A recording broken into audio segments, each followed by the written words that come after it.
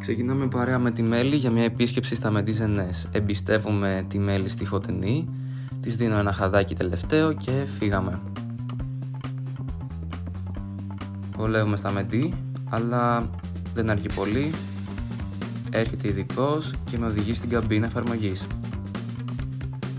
Εδώ πέρα ετοιμάζομαι και μου κάνουν το περίγραμμα στο μουσι ακριβώς έτσι όπως το θέλω, με κάθε λεπτομέρεια.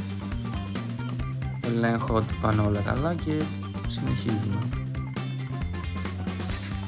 Μου αρπάζει τα γυαλιά, εντάξει όχι αρπάζει, αλλά μου τα παίρνει και μου δίνει κάποια άλλα πιο επαγγελματικά για να μην πονέσουν τα μάτια μου ή να μην τυφλωθώ. Τέλος πάντων, τα βάζω και συνεχίζουμε.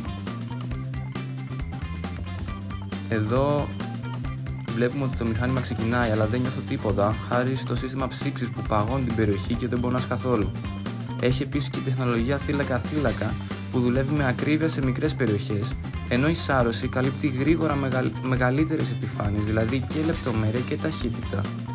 Αν θες και εσύ τέλειο περίγραμμα στο μουσι, ξέρεις να κάνεις, κλείσε το ραντεβού σου στα Μεντίζενες.